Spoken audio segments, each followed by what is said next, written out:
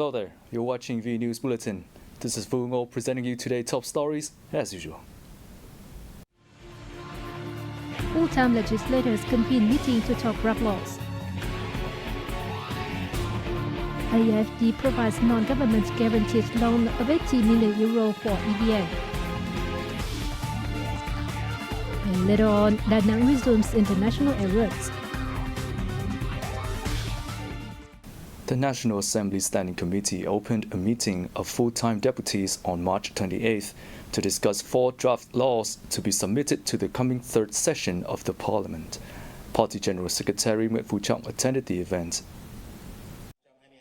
In his opening remarks, National Assembly Chairman Vương Đình Huệ said the 2-day meeting focuses on a number of contents. Among others, a draft law amending and supplementing some articles of the law on intellectual property, the draft revised law on emulation and combination, the draft revised law on cinematography, and a draft revised law on insurance business. The national leader stressed that the thorough preparation of the bills before they are submitted to the National Assembly for approval is to guarantee their highest quality and save the time for the Parliament's coming session. The top legislator also pointed out some major issues of the drafts that need the lawmakers' opinions. The meeting is held both in person and via video conference. It is the first of its kind in the 15th year.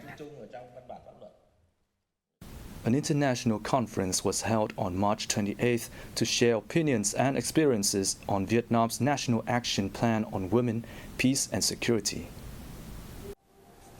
The event, held both online and in person, was jointly held by the Vietnamese Ministry of Foreign Affairs and the UN Women. It is expected to help Vietnam effectively carry out its international commitments to gender equality, women, peace and security. According to the participants, the conference was useful for Vietnam's efforts to consolidate mechanisms and policy frameworks to implement the women, peace and security agenda. They said the agenda will help Vietnam identify priorities and opportunities in the future and ensure integration and linkage among relevant policies and national strategies. Praising Vietnam's leading role in peacekeeping operations and ensuring humanitarian protection for women and girls amid conflicts and crises. Some foreign delegates noted that among 75 officers deployed by Vietnam to UN peacekeeping missions in South Sudan and the Central African Republic, 15 are female.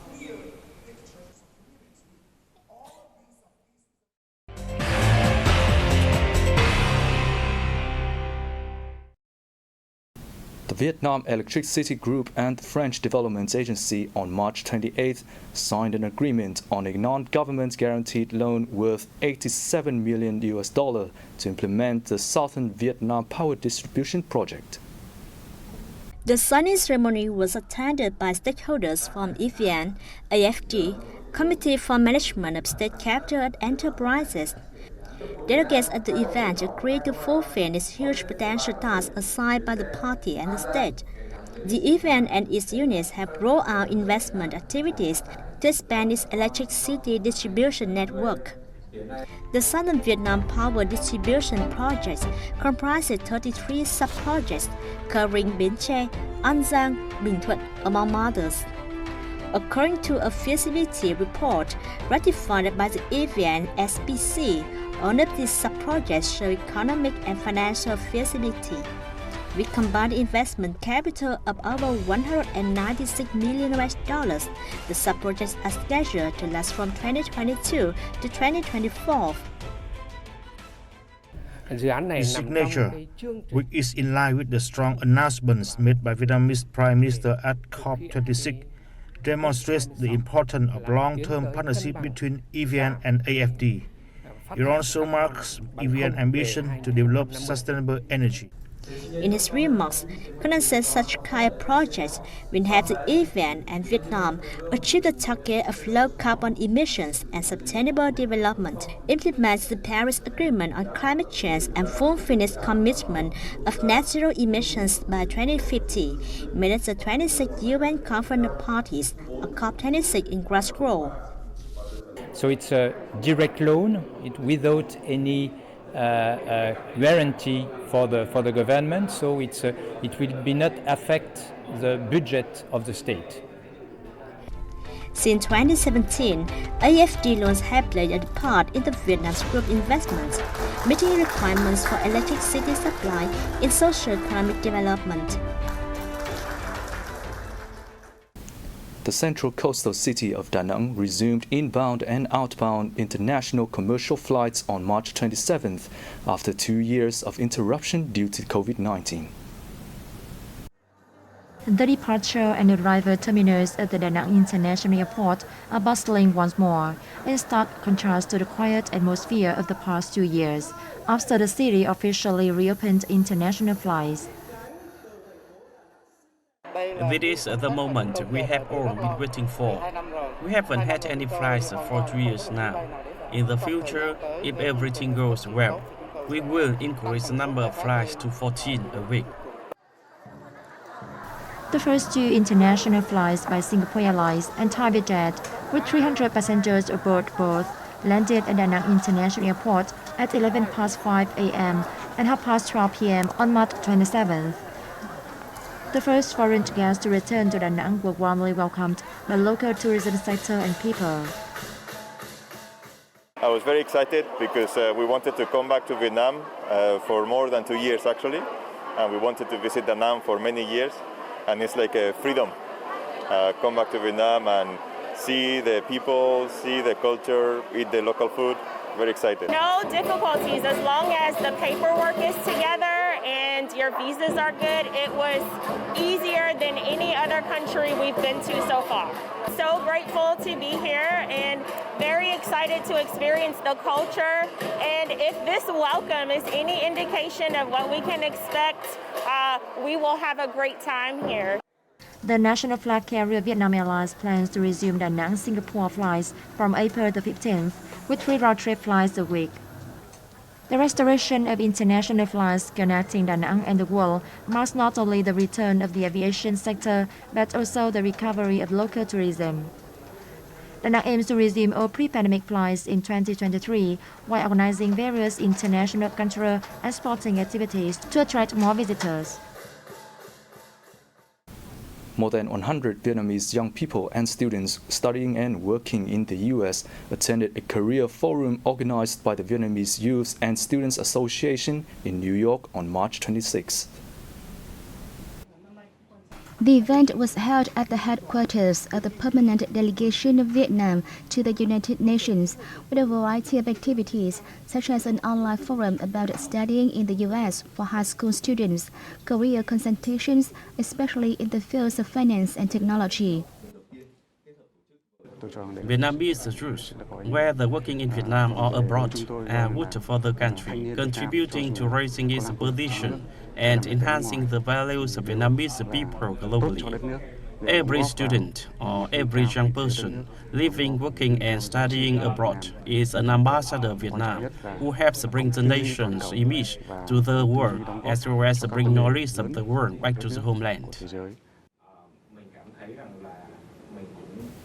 During the event, many Vietnamese companies with headquarters abroad and many foreign companies with headquarters in Vietnam expressed their desire to recruit excellent, ambitious young Vietnamese students. More than 600 youths have participated in the program's webinars, not to mention about 35,000 young Vietnamese people attending online from all over the world. This event taught me valuable lessons. Former Vietnamese students who have worked here for many years shared their experiences and guided us how to improve our capacity to seek jobs not only in Vietnam but also abroad. According to the U.S. data, Vietnam has about 26,000 students studying in the U.S., ranking 6th among the countries with the largest number of international students here in the 2019-2020 academic year. Work on revamping and upgrading streets and venues for SEA Games 31, especially in the capital of Hanoi, has been speeded up as part of preparations for the major regional sporting event in May. The chairman of the Hanoi People's Committee has issued a directive on decoration and environmental sanitation in the capital to welcome the 31st Southeast Asian Games or SEA Games. With the theme for a clean and beautiful Hanoi, the capital will conduct a cleanup campaign citywide every Saturday at 6:30 a.m. from April 1st to May 31st. It will also work towards making it a safe and green city. Hanoi will actively promote its image as a friendly, warm and civilized city and people. SEA Games 31st is expected to take place on May 12 to 23, 2022. Hanoi will be the main venue hosting the event alongside other localities such as Quảng Ninh, Phú Thọ and Bắc Ninh provinces.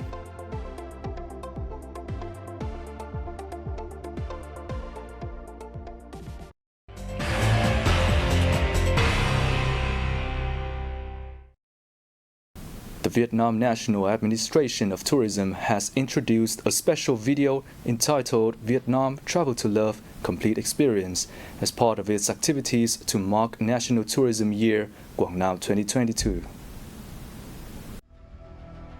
The video introduces an attractive, safe and eager to serve Vietnam in the new normal. Visitors can experience the beauty of the Northwest mountainous region or enjoy the charming beaches dotted along the central coast. They can contemplate popular images around Vietnam, such as street vendors, and taste typical dishes such as Quang noodle, chicken rice, and bánh mì. The video is part of a communications campaign on YouTube to promote Vietnam's tourism.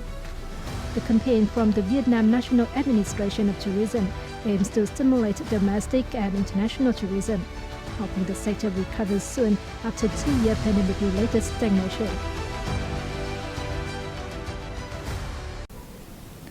A trip to Mai Châu district in the northern province of Hòa Bình not only offers visitors a chance to immerse themselves in nature and relish the fresh air, but also helps them see the lives of ethnic minority cultures up close. In particular, the traditional brocade weaving of the white Thai ethnics has left an indelible impression on visitors. The beautiful brocade patterns of the white Thai ethnics are vivid illustrations of meticulousness and skills of the group's women.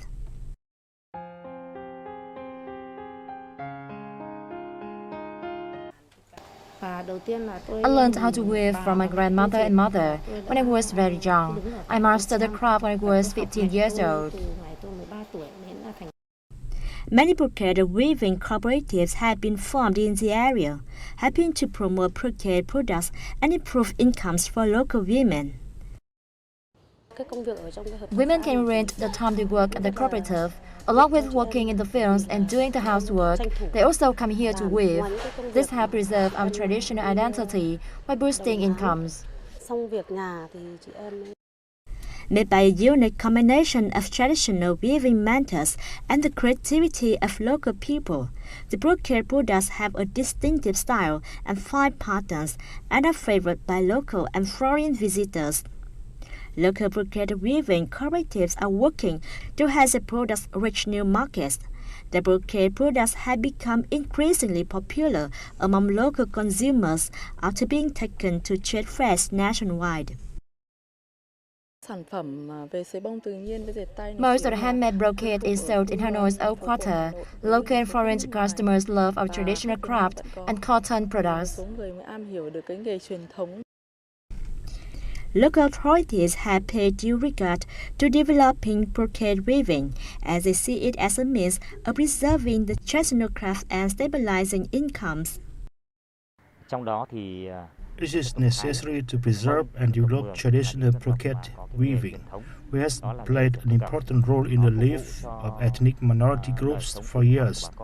Measures to develop brocade weaving have been highlighted in resolution we have issued.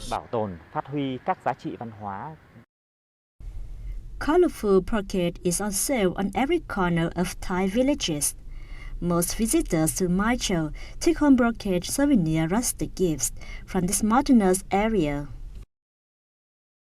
And that's the end of our bulletin. Thank you for being here with us. We hope to see you again soon.